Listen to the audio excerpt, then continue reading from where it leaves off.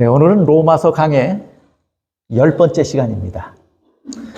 여러분이 앞에 보시는 것처럼 죄 아래, 율법 아래, 저주 아래라고 하는 제목입니다.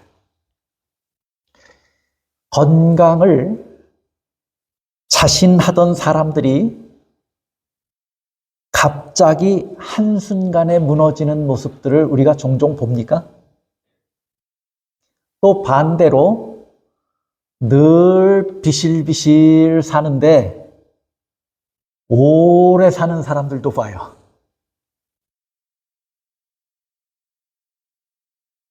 어떤 사람들은 그것이 운명이다 이렇게 말할 수도 있을지 몰라요. 건강을 자신하던 사람이 갑자기 죽은 것도 그 사람 운명이고, 또 아주 힘겹게 사는 것 같지만 길게 사는 사람도 그 사람의 타고난 운명이다 이렇게 말할 수 있을지 몰라요. 물론 의학적으로는 여러 가지로 설명할 수 있을 것입니다. 유전의 영향도 있을까요? 유전의 영향도 있을 것이에요. 그 다음에 그가 살아가는 생활 방식의 영향이 있을까요? 그가 사는 환경의 영향도 있을까요? 다 영향이 있을 거예요. 그런데 저는 이것도 생각을 해봤어요. 건강에 자신하는 사람은, 제가 그런 분을 봤거든요. 키도 저보다 크고 운동을 해서 근육도 아주 멋지게 생긴, 아주 튼튼하게 생긴 사람인데 와서 뭐라고 말하냐면 제가 폐암 3기입니다 이렇게 말해요. 근데 저는 제 안에 암덩어리가 자라고 있는 줄을 전혀 몰랐습니다. 왜 그런 거예요? 건강했으니까, 건강에 자신이 있었으니까, 그저 어디 하루 좀 밥맛이 없으면 내일 괜찮겠지. 감기가 있고 몸이 좀 으슬으슬 추우면 타이레놀이나 하나 먹고 나면 괜찮겠지. 그렇게 지나온 것 아니겠어요?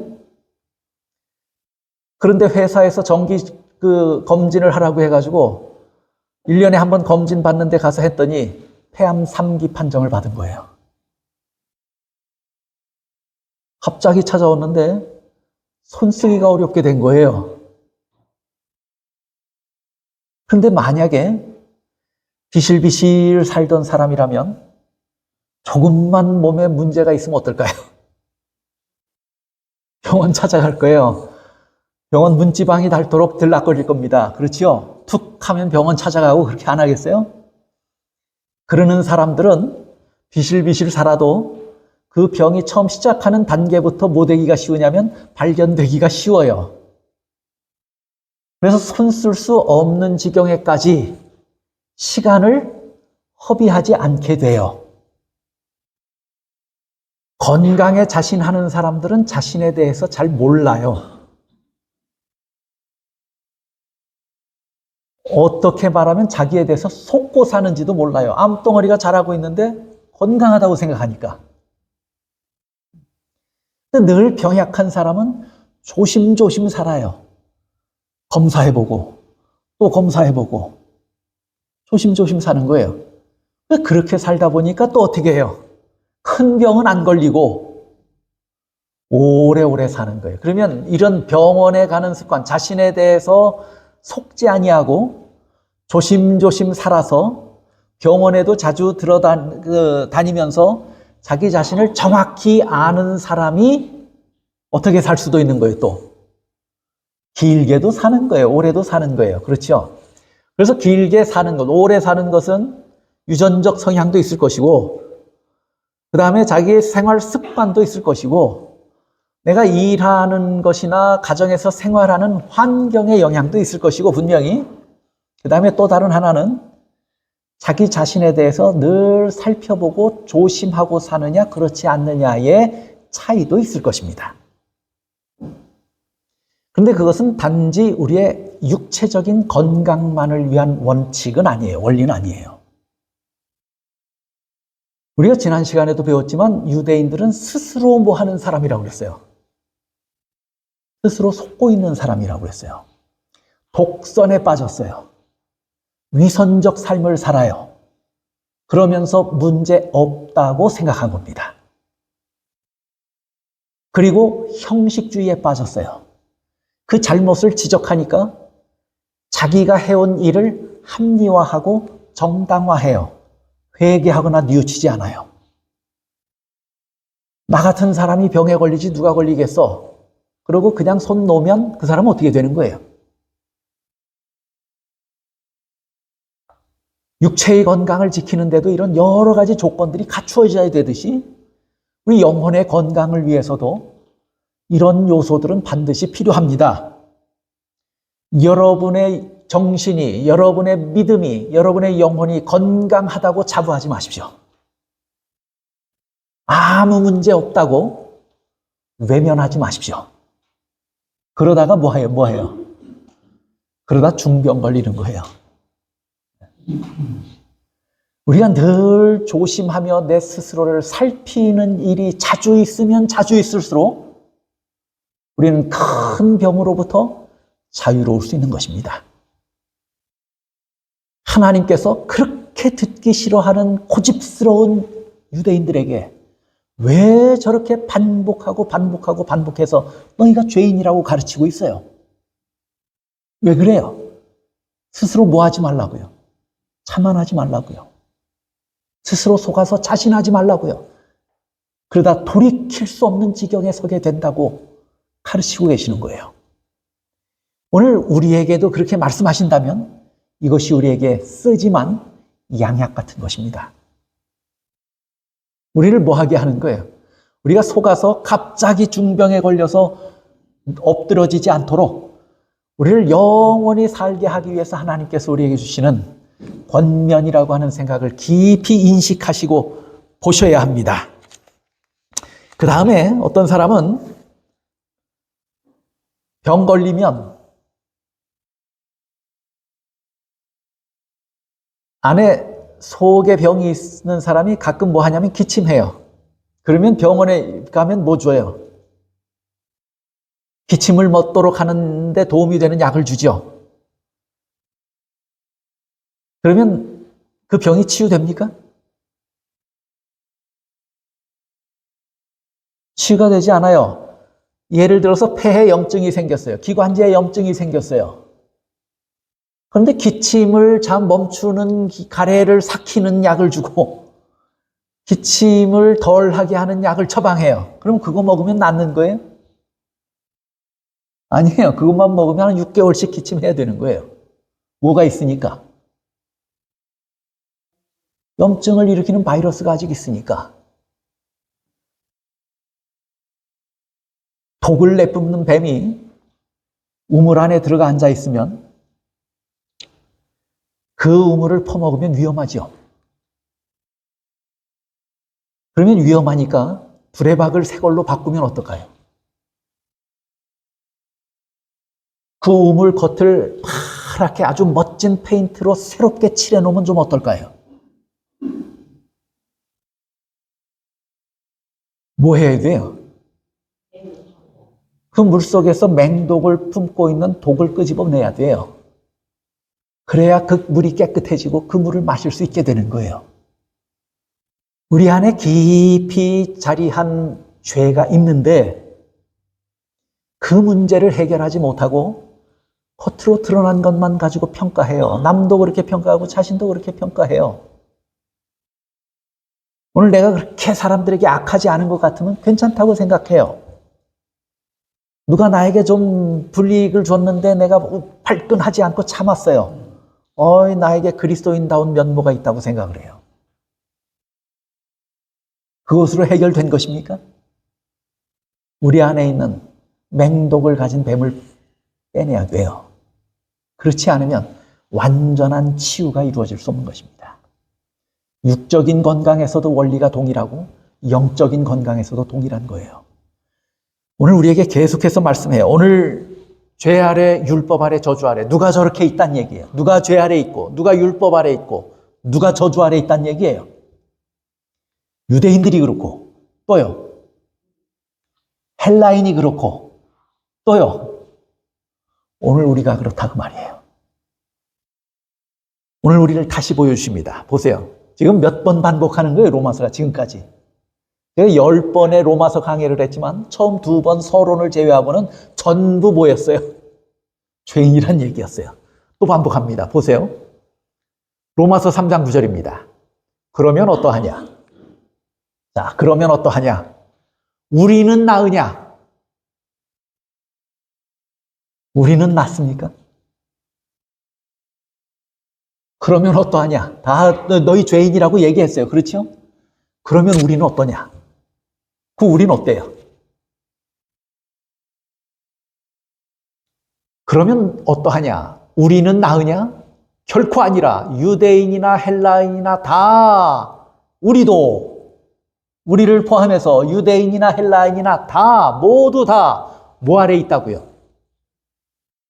죄 아래 있다고 우리가 이미 선언하였느니라 그랬어요. 죄 아래 있다고요. 죄 아래 있단 말이 무슨 말이에요? 성경에 죄 아래라고 하는 말이 신약 성경에 3번 나와요. 2번은 로마서에, 1번은 갈라디아서에 나와요. 죄 아래 있다. 죄 아래 있다는 말이 무슨 의미예요? 그래서 심각성을 모르면 안 돼요. 죄 아래 있다. 우리와 죄와의 뭘 지금 얘기하고 있는 거예요? 죄 아래에 있다. 우리가 죄 위에 있다. 죄 오른편에 있다. 왼편에 있다. 죄 아래에 있다. 이런 말들은 죄와 우리 사이에 뭐예요, 지금? 관계예요. 그렇죠? 죄와 우리의 관계를 말하고 있어요. 그런데 죄 아래에 있다고 말해요. 죄와 우리의 뭐예요? 관계를 지금 설명하고 있죠? 죄와 우리의 관계를 설명하고 있는데 여러분 흔히 내가 죄인입니다라고 말할 때 여러분의 습관적으로 막연하게 고백하는 말일 수 있어요. 여러분이 진짜 죄인입니까? 내가 죄인이다라고 말할 때 여러분 기도하실 때 우리 죄인이 주님 앞에 나왔습니다. 여러분이 얼마나 처절하게 여러분이 죄인이라고 하는 것을 느끼고 고백하는 것입니까? 그 순간에. 단순히 뭐예요? 입에 밴 말이에요. 습관처럼 나온 말이에요.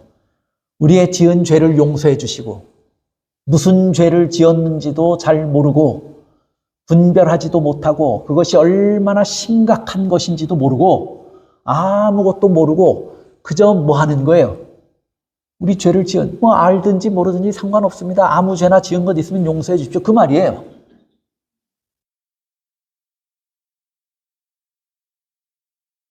그런데 그건 뭐냐면 나와 죄와의 관계를 우리가 잘 인식을 못해서 그런 거예요. 죄 아래라고 하는 말이 무슨 말일까요? 죄 아래. 죄 아래 있다 그 말이죠. 지금 우리가 죄 아래 있다. 이 말을 이해하려면 다른 말씀들을 좀 보시면 돼요. 디모데전서 6장 1절 보세요. 무릇 멍에 아래 있는 종들이라고 하는 표현이 나오죠. 멍에 아래 있는 종들. 종은 주인하고의 상관관계가 있죠. 그런데 그 주인은 종을 얽어매는 수단으로 뭘 지워줘요? 멍에를 지워줘요. 제가 한 그림을 보여드릴게요. 멍에를 모르는 혹 신세대가 있을까봐. 주인이 소를 끄는데 이 앞에 소에게는 뭐가 있냐면 소를 끌고 가고 주인에게 복종하게 하기 위해서 뭐 하냐면 콧뚜레를 해서 그 다음에 여기에 뭘 해요? 굴레를 씌워서 콧비를 쥐죠. 그걸 쥐면 코가 이렇게 당겨지니까 소가 뭐 해요? 옴짝달싹 못하고 주인이 움직이는 대로 끌려당겨요. 소의 자유를 속박하고 구속하는 도구예요. 멍에는 뭐예요? 이게 굴레예요. 멍에는 뭐예요? 요렇게 생긴 게 멍에예요. 이게 어디에 메어지냐면 목에 메어져요. 이게 목 위에 탁 걸쳐졌다고 하는 말은 뭐예요? 멍에가 걸쳐졌단 말은 뭐예요? 멍에, 그래서 소를 통제하는 수단으로 또 소를 사용하는 수단으로 멍에와 굴레는 뗄 수 없는 상관관계가 있는 도구예요. 그렇죠? 그 소의 굴레가 씌워지고 멍에가 씌워졌단 말은 뭐라고 말할 수 있냐면 멍에 아래에 있는 소 이렇게 말할 수 있습니까? 멍에 아래에 있는 종, 멍에 아래에 있는 우리, 죄 아래에 있는 우리. 죄 아래라고 하는 말의 의미를 제가 좀 그래서 좀 실감나게 하기 위해서 제가 설명을 좀 드리고 있는 거예요. 이게 씌워지면, 멍에가 씌워지면 아마 소도 앓는지는 모르겠어요. 멍에 뒤에는 반드시 쟁기가 달리든지 수레가 달립니다. 그러지 않습니까? 그리고는 뭐 하되냐면 무거운 짐이 지워지는 것입니다. 그것이 멍에 아래라고 하는 의미예요. 자유는 속박당하고 자유가 없어요. 자기 의지도 없고 감정도 없어야 되고 자유가 없어요. 모든 자유는 빼앗긴 겁니다. 그리고 뭐만 진 거냐면 무거운 짐을 짊어진 겁니다. 그것이 뭐예요? 멍에 아래예요. 이런 표현들이 참 많아요. 성경에. 그 다음에 제가 또 하나 디모데서에 여러 번 나와요. 디모데 후서 2장 26절에 보면 그들로 깨어 뭐가 나와요? 마귀의 올무라고 하는 말이 나오죠. 그러니까 소를 구속하기 위해서는 소의 자유를 빼앗기 위해서는 뭘 사용했어요? 굴레와 멍에를 사용했는데 저 올무는 뭐 하는데 사용되는 거예요? 사냥할 때 사용되는 거예요. 이렇게 생긴 거예요. 저희 동물들이 다니는 길목에 저런 것들이 있어요. 목을 거는 것도 있고 어떤 건 발을 채우는 것도 있고 뭐 여러 가지 있어요. 제가 실제로 멧돼지를 사냥하는 사람이 저희 요양원 제가 전에 있을 때 그 뒤에 산이 있었는데 환자로 온 분들이 그 위에 가서 멧돼지를 한 마리 잡고 4명이 끌고 내려오는 걸 봤어요. 어떻게 그 멧돼지를 잡아옵니까 했더니 덫을 놓은 거예요. 근데 그 덫까지 끌러서 가져왔는데 보니까 덫이 아주 가늘지만 단단하게 꼬인 철사줄이에요. 그게 걸린 거예요. 그 덫을 뭐라고 말하냐면 올무라고 말해요. 길을 가던 사슴이나 멧돼지나 산짐승들이 가다가 저 눈에 잘 안 보이는데 숨어 있죠. 그럼 무심코 지나가다가 발이 걸리든지 목이 걸리게 돼요. 그러면 깜짝 놀라서 그것으로부터 헤어나려고 발버둥 칩니까? 안 합니까? 그런데 발버둥 치면 칠수록 어떻게 돼요? 조여와요. 저 끈을 저렇게 해놔가지고 목이 걸려서 움직이면 그럼 점점 조여지는 거예요. 발에 한 것도 철사가 잡아온 걸 보니까 철사가 다리를 그 살을 다 파고 들어갔어요. 움직이면 움직일수록 옥죄는 거예요. 자유가 있습니까? 없습니까? 헤어나오려고 노력하는데 가능해요? 불가능해요?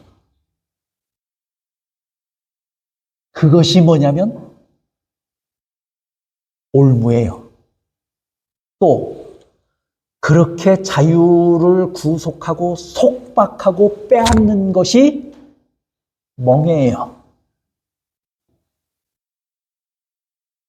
멍에 아래에 있으면 그래요. 그런데 갈라디아 3장 22절에 보면요. 아까 로마서 3장 9절에서는 죄 아래라고 하는 우리가 단순한 말을 봤죠. 갈라디아 3장 22절에서는요. 뭐라고 말이냐면 죄 아래 가두었으니 그랬어요. 죄 아래 우리가 뭐 됐단 얘기예요? 갇혔단 얘기예요. 죄 아래라고 하는 말이 우리가 듣고 흘려들여 지내보낼 그렇게 무의미한 단어가 아니에요. 죄 아래라고 하는 말이 얼마나 무서운 단어인지 우리가 생각해야 돼요. 인식해야 돼요. 우리와 죄와의 관계가 지금 어떤 상태에 있는가를 깊이 깨달아야 돼요. 죄가 우리 안에 한번 들어오면 절대로 우리를 놔주지 않습니다. 마귀의 올무에 한번 빠지고 나면 그 마귀는 절대로 우리를 놔두지 않습니다. 움직이면 움직일수록, 발버둥 치면 발버둥 칠수록 우리를 더 옥죄옵니다. 여러분이 죄 짓고 싶지 않은데 죄 져요. 그러지 말아야지 하는데 그렇게 해요. 눈물을 흘리고 회개한 것 같았는데도 또 그래요. 왜 그래요?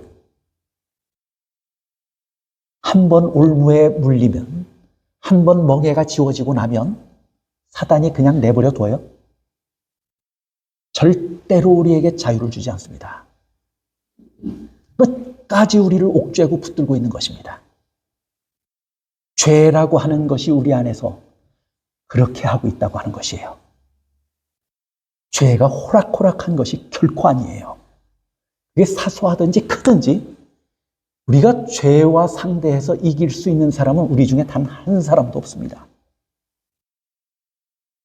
우리가 자유하고 싶지만 발버둥 치면 칠수록 죄 아래 가두어진 상태에서 자유도 없고 나중에는 뭐해요? 의지가 있어 본들 성공이 안 돼요. 제가 얼마 전에 한 뉴스를 보고 참 안타까웠어요. 한국의 한 젊은 청년이 살기가 힘들어서 사채를 좀 썼어요. 사채를 쓰면 이자가 눈덩이처럼 불지요. 이걸 어떻게 갚아야 하나? 사채업자들은 자꾸 협박해오고 어떻게 갚아야 하나? 신문을 보는데 편하게 앉아서 한 달에 500 벌 수 있으면 이 광고가 난 거예요. 그래서 거기 전화를 했어요. 이거 진짜입니까? 진짜다. 뭐 어떻게 하면 됩니까? 네가 캄보디아까지만 가라. 비행기를 타고 캄보디아 가면 우리 회사 직원이 마중 나올 것이다. 그럼 그 차를 타고 우리 회사가 지정해준 호텔에 가서 네가 호텔에 앉아서 일만 하면 한 달에 500만 원씩 네 통장에 꽂힌다 이거예요. 그 사채업자들에게 협박을 받던 이 친구가 헤어나오고 싶을 거 아니에요. 그래서 이 온전한 판단력을 잃어버린 거예요. 너무 급박하니까. 그래서 그 제안을 받아들여서 비행기 타고 캄보디아 갔어요. 실제로 아무개 이름 적힌 팻말을 들고 누가 와서 서 있었어요. 그 사람 따라서 그 사람이 가져온 차 타고 갔어요. 가다 보니까 참 밤길에 2시간, 3시간 가는데 도착한 곳이 어디냐면 캄보디아 국경마을에 도착했는데 어느 한 허름한 문 닫은 카지노 안으로 데리고 들어간 거예요. 데리고 들어가자마자 그 밖에는 경비원들이 있고 데리고 들어가자마자 이 사람을 옷을 다 벗겨서 죽지 않을 만큼 두들겨 패는 것입니다. 왜 맞는지 그 이유도 없어요. 그냥 막 두들겨 패는 거예요. 발로 밟고 몽둥이로 패고 막 두들겨 패요. 그리고 물을 담아놓고 물에 집어넣고 머리를 집어넣었다 뺐다 두들겨 팼다가 거의 죽게 되면 내버려뒀다가 다시 또 일어나면 두들겨 패고 며칠 밤낮을 그렇게 해요. 그렇게 하고 나서 조그마한 방 안에 가두어 놓고 보이스피싱 하게 합니다. 범죄에 악용해요. 이 사람이 한국에서 통장을 몇 개 동원할 수 있는지 다 조사해서 이 사람의 가족들, 형제들, 지인들 것까지 다 해서 그것을 보이스피싱 하는데 대포 통장으로 사용할 수 있게 하고 자기 통장으로 하게 하고 그렇게 해서 전화하게 하고 뭐 다 하게 하는데 실적이 안 좋으면 또 어떻게 해요? 자기가 돈을 버는 건 아니고 맞지 않고 하루가 지나면 다행스러운 거예요. 죽도록 맞고 매일 살아요. 그러면 이 사람에게 자유를 좀 줘야 할 거 아니에요. 실제로 이런 형편에 있다고 하는 것을 한국의 기자들이 알게 됐어요. 기자들이 캄보디아까지 날아갑니다. 가보니까 경비가 삼엄해서 아주 접근할 수가 없어요. 근데 그게 누가 하는 것이냐면 중국인들이 해요, 대부분. 중국인들이 사장이고 그 밑에 한국인, 베트남인, 무슨 각국의 사람들 총책들을 둬가지고 그 사람들이 자국에 있는 사람들을 유혹해오게 만드는 거예요. 그래서 그렇게 만들어요. 근데 여러분, 얼마나 안타까워. 그 자식이 그렇게 된 것을 부모가 알면은 어떨까요? 근데 그 사람은요, 풀려나죠? 그리고 한국으로 돌아오죠? 감옥 가야 돼요. 왜냐하면 다른 사람에게 뭐 했어요? 사기쳤잖아요. 근데 이 사람들은요, 그 기자들이 만났어요. 결국에 이 사람을 만났어요. 만났는데 그 한국인 몇 사람들이 돈을 너무 못 버니까 이 중국인 대장이 이 사람들을 자기의 다른 중국인 대장한테, 다른 업체의 사장에게 이 사람을 팔아버리는 거예요. 이 사람들을. 이 다른 업체 사장에게 팔려가기 전에 그 호텔에 이 사람들이 딱 모여 있었는데 기자들이 밖에서 있다가 대기하고 있다가 감시하던 사람이 잠시 피하는 것을 보고 바로 들어가요. 그 사람들을 다 풀어주려고, 공항으로 데리고 오려고. 그래서 문을 열어가지고, 노크에서 문을 열어가지고 그 한국 사람들하고 대화해요. 우리는 한국에서 온 기자고 우리를 따라가면 살 수 있습니다. 갑시다. 어떻게 했을까요? 아무도 안 따라 나서는 거예요. 그리고 감시하는 사람도 없는데. 그냥 기자들 손 잡고 기자들이 준비한 차 타고 공항에 가면 다 준비되어 있어요. 그 사람들을 해할 수 없도록 경찰들도 다 보호할 것이고 안전한 것을 다 설명했고 가자고 하는데도 뭐예요? 안 따라 나서요. 왜 그런지 아세요? 이미 정신적으로 지배를 당하고 있어요. 그렇게 되고 나니까 완전하게 지배를 당하고 있어요. 제가 왜 이렇게 무서운 얘기를 드리는가? 죄가 우리를 그렇게 정신적으로 지배하고 있는 거예요. 죄 아래에 있다는 말은 그만큼 무서운 말이에요. 우리가 다 죄 아래에 있다, 죄 아래에 있다. 이거 쉽게 할 수 있는 얘기가 아니에요. 엄청난 얘기예요. 죄 아래에 갇혀 있는 거예요. 멍에를 맨 것이고 덫에 걸린 거예요. 희망이 있습니까? 없습니까? 죄의 정신에, 사탄의 정신에 지배당하고 있는 것이에요. 그러지 말아야지. 같이 가자. 그래도 의욕이 없어요. 죄의 지배를 받고 있어서. 사탄의 지배 아래에 있어서. 그게 죄 아래예요. 죄 아래라고 하는 말이 무슨 의미인지 이해되시죠? 얼마나 무서운 말인지 이해되시죠? 오늘 우리가 얼마나 엄청나게 위험하고 무서운 상태 안에 있다고 하는 사실을 이해할 수 있어야 돼요. 죄를 우리가 가볍게 봐서는 안 돼요. 우리가 죄 아래에 있다라고 말할 때 이것이 얼마나 심각한 문제인지 깨달아야 돼요. 우리에게 희망이 없어요. 발버둥 쳐도 안 돼요. 헤어나오고 싶지만 막연한 기대 가지고는 절대로 헤어나올 수 없어요. 오늘 저나 여러분의 상태가 죄와의 관계에서 완전히 지배당하고 그 다음에 억압당하고 그 다음에 자유를 빼앗긴 구속된 상태에 있다고 하는 사실을 깨달아야 돼요. 유대인들은 아무리 가르쳐도 이해를 못했어요. 우리는 나으냐? 우리도 아니다. 너희도 뭐 아래에 있다고 그랬어요? 오늘 우리에게. 너희도 죄 아래에 있다고 그랬어요. 죄 아래라고 하는 말이 무슨 말인지 아셔야 돼요. 죄 아래 속박을 당하고 있으니까 어떤 일들이 벌어지나요? 보시죠. 죄 아래에 있는 우리. 로마서 3장 10절 11절. 주보에도 있고 이 앞에도 있습니다. 의인이 있다고요? 없다고요?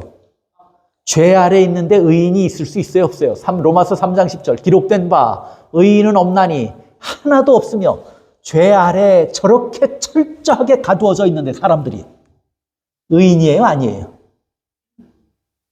우리가 죄 아래에 있는 한 절대로 의인이 될 수 없어요. 3장 9절에서는 죄 아래에 있다고 그랬고 3장 10절에서는 그래서 우리가 의인이라고요? 아니라고요? 의인 아니라고요. 의인 없다고요. 시편 142편 43편 2절 주의 눈앞에는 의로운 인생이 하나도 없나이다 그랬어요. 의로운 인생이 하나도 없다고 말합니다. 또 로마서 3장 11절 깨닫는 자도 없고 하나님을 찾는 자도 없다고요. 하나님께서 그를 위해서 그에게 어떤 존재이시고 그를 위해서 무슨 일을 행하셨는지를 깨달아요? 못 깨달아요? 못 깨닫는 거예요. 깨닫지도 못하고 깨닫지 못하니까 하나님을 찾아요? 안 찾아요? 안 찾아요. 시편 49편 20절 보세요. 존귀하나 깨닫지 못하는 사람은 멸망하는 뭐 같다고요? 깨닫지 못하는 사람은 저런 사람이라고 말했어요. 근데 우리가 의인도 아니고 깨닫지도 못하고 찾지도 않아요. 그럼 우리가 어떤 사람이에요? 멸망하는 짐승 같은 사람들 아니에요? 또 하나님을 두려워하지도 않아요. 시편 14편 2절 3절 여호와께서 하늘에서 인생을 굽어 살피사 지각이 있어서 하나님을 찾는 자가 있는가 보려 하신즉 있다고요? 없다고요? 하나도 없도다. 몇 사람은 있도다 그러면 혹 나는 그 안에 들어가겠지 이렇게 생각할 수도 있는데 몇 사람 있다고요? 그래도 오늘 여기 계신 분들은 좀 아니라고 말해줘야 좋을 것 같은데.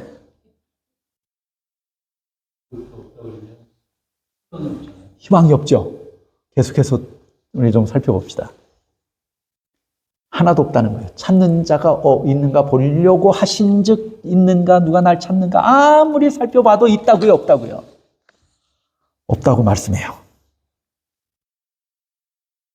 교회증언 3권 475쪽에 보면 사랑과 믿음의 결핍이 하나님의 백성들이 지금 범하고 있는 큰 죄이다. 믿음의 결핍은 이건 하나님을 찾고 깨닫고 하는 것이 다 뭐예요? 믿음이에요. 그렇죠? 믿음에 해당하는 거예요. 믿음의 결핍은 사람을 부주의하게 하거나 자아와 세상을 사랑하게 한다. 하나님으로부터 저들을 분리시키며 유혹에 빠지는 자들은 큰 악에 방종하게 된다. 하나님을 깨닫지도 않아요. 하나님을 찾지도 않아요. 그러니까 그런 사람들은 결국 어떻게 된다고요? 하나님으로부터 저들을 뭐 하게 돼요? 그것이 분리시키는 결과를 가져와요. 분리되고 나니까 유혹에 빠져요? 안 빠져요?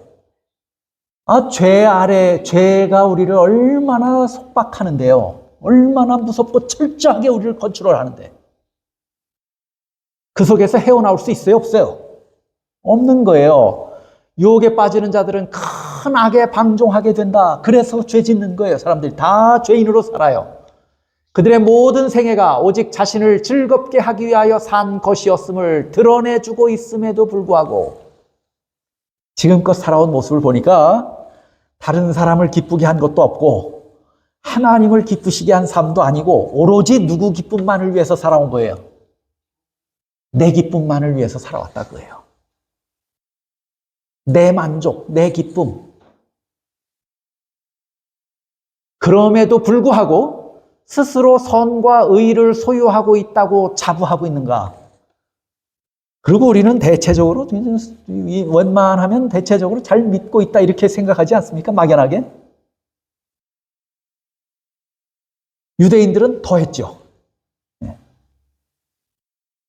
그러나 하나님께서는 그들의 모든 행위를 싫어하신다 그랬어요. 그들의 모든 행위를 싫어하신다.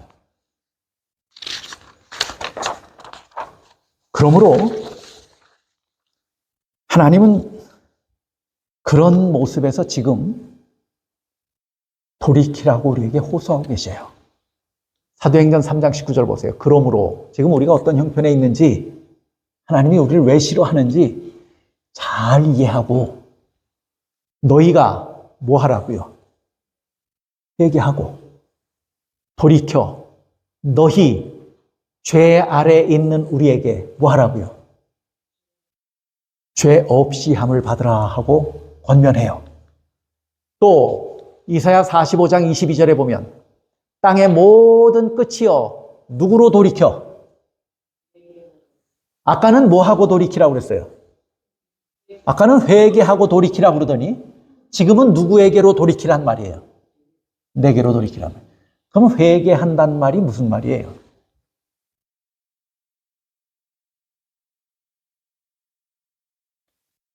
회개하고 돌이키는 것이 우리가 하나님께로 돌이키는 거예요.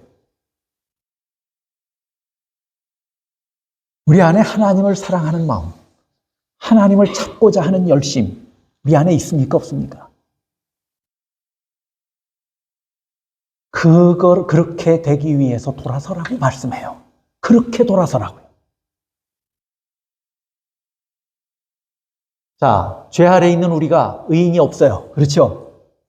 그 다음에 로마서 3장 12절에 보면 뭐라 그래요? 선을 행하는 자가 없다 그랬어요. 선을 행하는 자가 없다.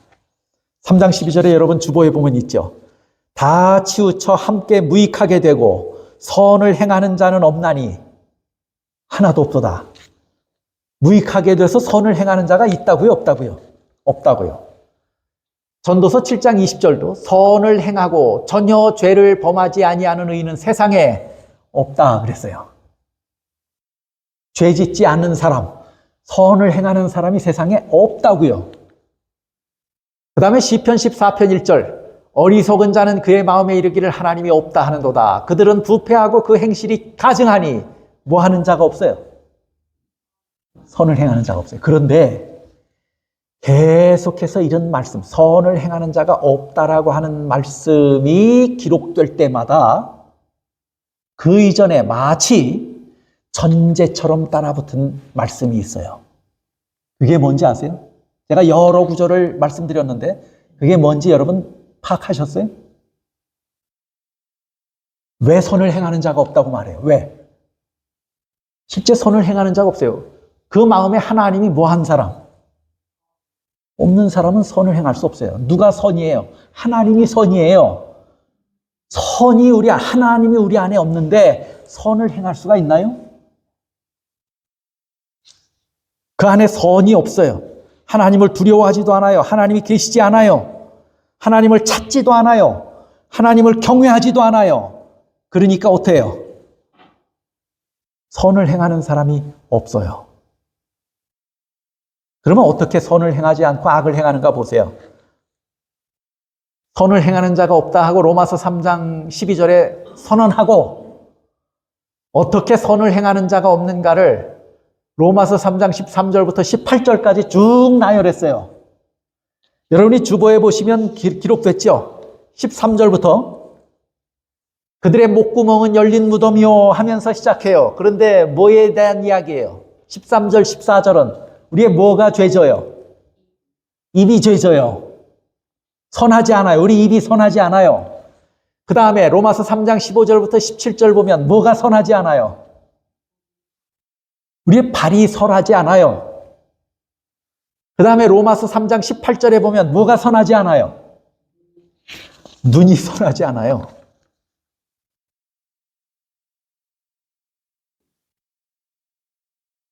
3장 13절 14절 보세요. 그들의 목구멍은 열린 무덤이요. 그 혀로는 속임을 일삼으며 그 입술에는 독사의 독이 있고 그 입에는 저주와 악독이 가득하고. 입을 다물면 괜찮은데 우리가 입 벌려서 뭐 하고 있는 거예요? 맨날. 입을 다물면 죄 안 짓는데 입 벌려서 죄 져요.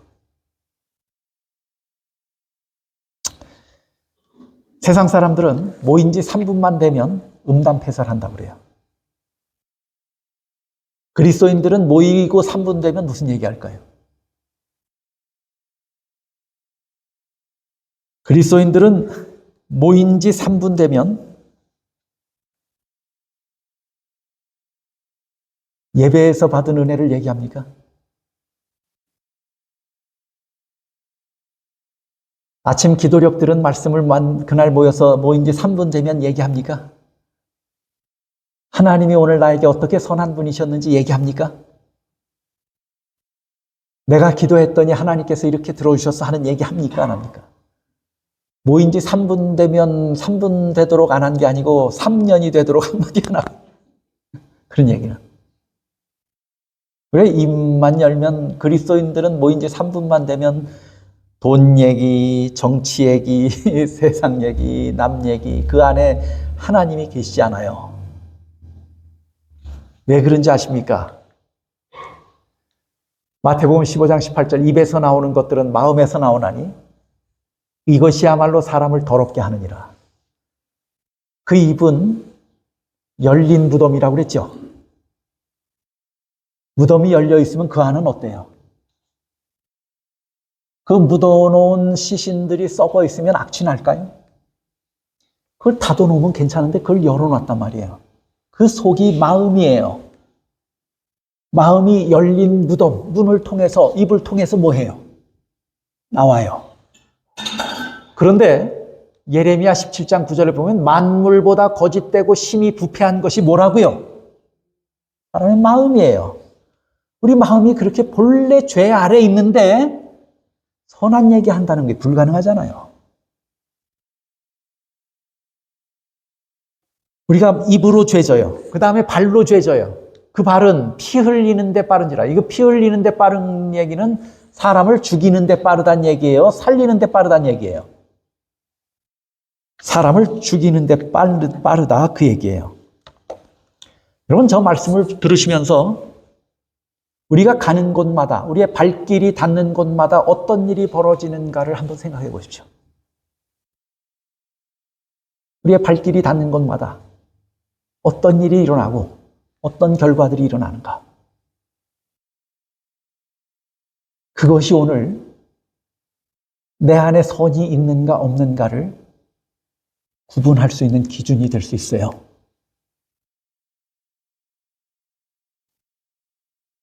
그 다음에 3장 18절에 보면 그들의 눈앞에 하나님을 두려워하는 이 없는 눈에 뵈는 게 없다는 그 말이에요. 간이 부어서 눈에 뵈는 게 없어요. 누가 안 보여요? 하나님이 안 보이는 사람이에요. 그 눈에 하나님이 없어요. 오직 보이는 것은 뭐밖에 없어요? 세상밖에 없는 거예요.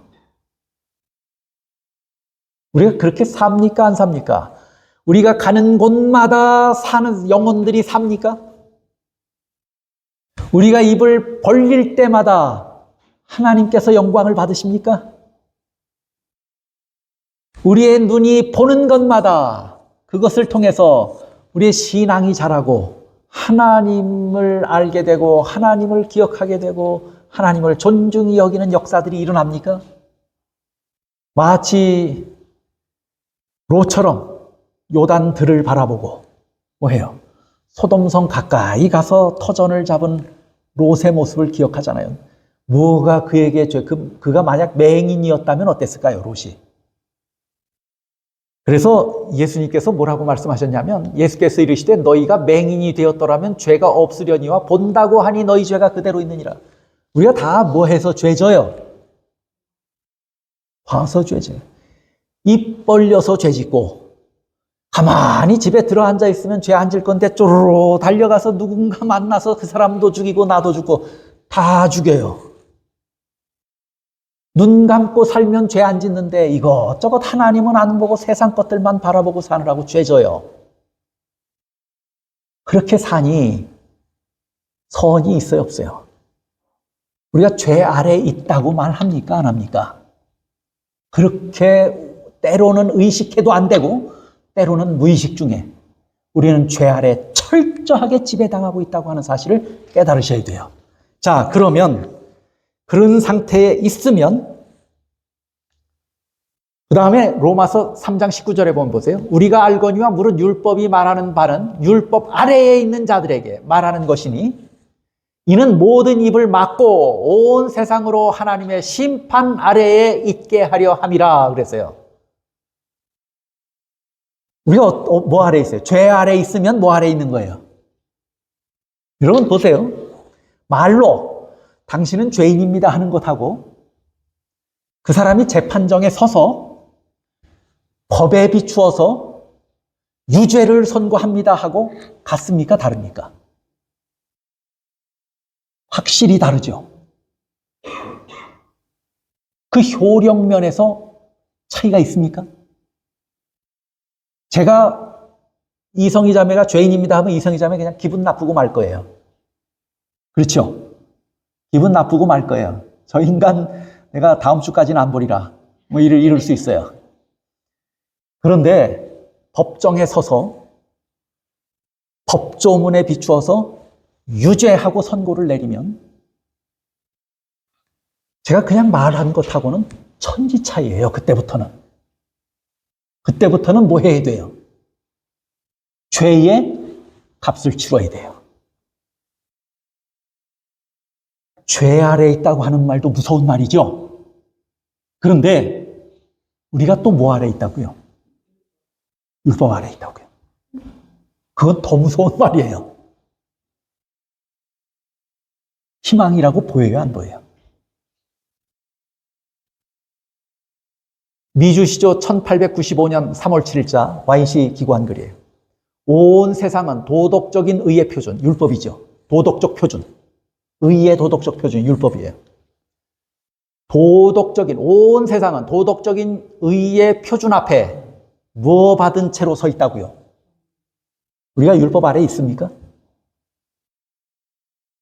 율법 아래 서서 정죄받은 채로 서 있다고 그랬어요. 또 가려법은 기별 1권 237조 율법은 율법의 정죄 아래 그대로 남아있는 사람들에게는 속박과 사망을 가져다 준다. 율법 아래에 있으면 정죄되는데 그 정죄의 결과는 뭐예요? 속박과 사망이에요. 죄의 싹은 뭐라고 그랬어요? 사망이에요. 근데 제가 우리 김정섭 집사님이 저에게 조금 서운하게 한 것 때문에 제가 김정섭 집사님에게 당신은 사망입니다. 이렇게 선고하면 안 돼요. 잘못한 거예요, 제가. 그렇죠? 그리고 그 말은 효력이 있어요, 없어요? 제가 그렇게 말한다고 김정섭 집사님에게 무슨 일이 벌어지지 않아요. 그러나 제가 어떤 일을 잘못했는데 율법 아래에서, 율법 아래라는 말은 율법의 정죄라는 말이에요. 율법에 매였다라는 말도 되고 율법에 정죄되었다는 말. 이 율법 아래예요.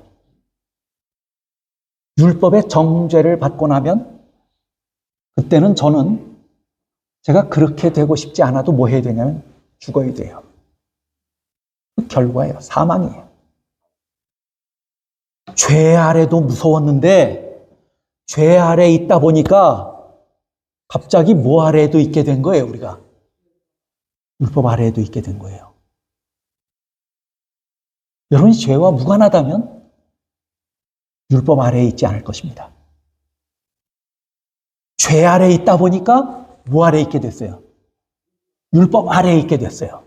율법 아래에 있게 되니까 뭐 됐어요? 정죄 아래에 있게 된 거예요. 저주, 율법의 저주 아래 있게 된 거예요. 그래서 오늘 제가 말씀의 제목을 죄 아래, 율법 아래, 정죄 아래, 저주 아래 이렇게 제목을 정한 것입니다. 오늘 우리가 어떤 형편에 있는지 바로 보셔야 됩니다. 율법은 우리가 죄인이라고 분명하게 정죄했습니다.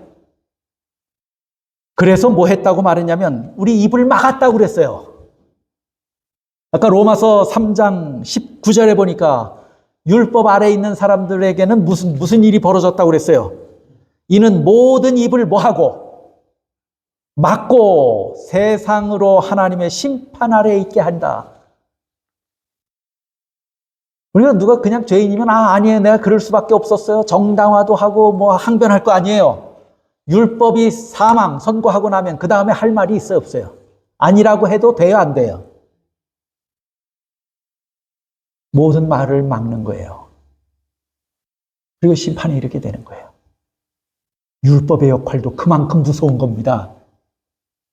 죄 아래에 있고 율법 아래에 있다고 하는 말이 얼마나 무섭고 끔찍한 이야기인지 우리가 분명하게 이해해야 돼요. 그래서 교회 증언에 이렇게 권면해요. 갈라디아서에 있는 말씀 하나 좀 보고 가시죠. 무릇 율법 행위에 속한 자들은 저주 아래에 있나니 기록된 바 누구든지 율법책에 기록된 대로 모든 일을 항상 행하지 아니하는 자는 뭐 아래에 있게 돼요? 율법 아래에서 여러분이 율법의 모든 자구를 그 근본 정신까지 합쳐서 한 번의 예외 없이 매일 순종할 수 있다면 율법 아래에 있지 않을 수 있어요. 근데 그게 가능해요? 불가능해요? 절대로 불가능하죠.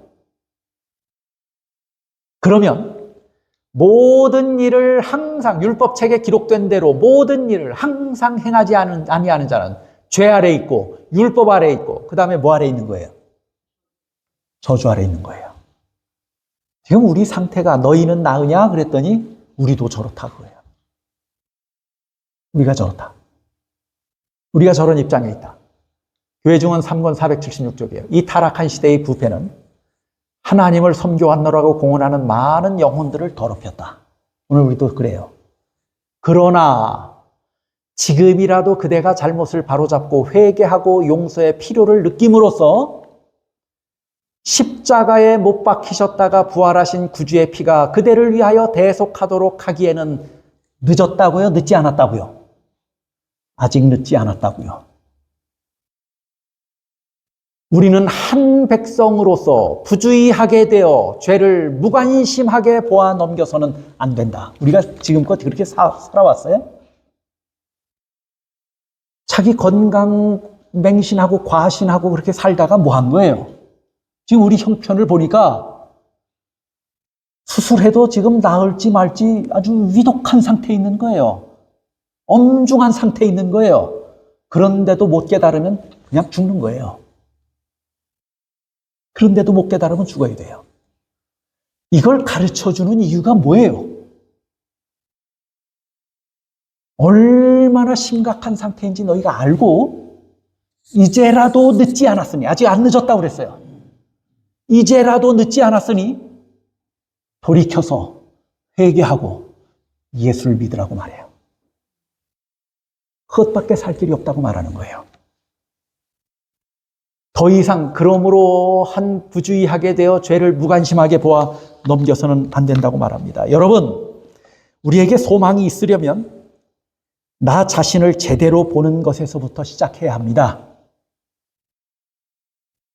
자신에 대해서 아까 우리 권 집사님 말씀하셨어요. 너무 실망스럽고 너무 절망적인 거 아니냐?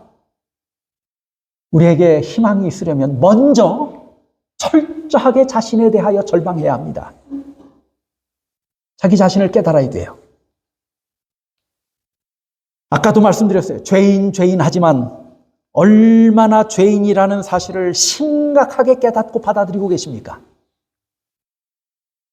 여러분 스스로의 상태를 여러분이 지금 제대로 보고 계십니까? 그것이 완전하게 이루어져야 우리에게 희망이 생긴다는 거예요. 물에 빠진 사람이요, 구하려고 성급하게 누가 뛰어든다면 무슨 일이 벌어져요? 같이 죽어요.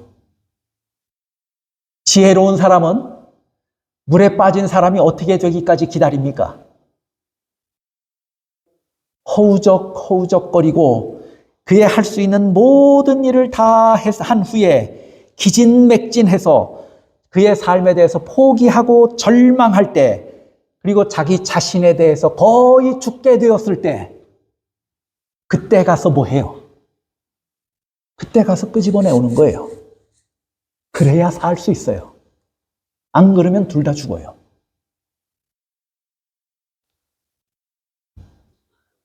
오늘 우리에게 보여주신 진짜 모습을 바로 보고 먼저는 절망하고 좌절하게 되기를 바랍니다.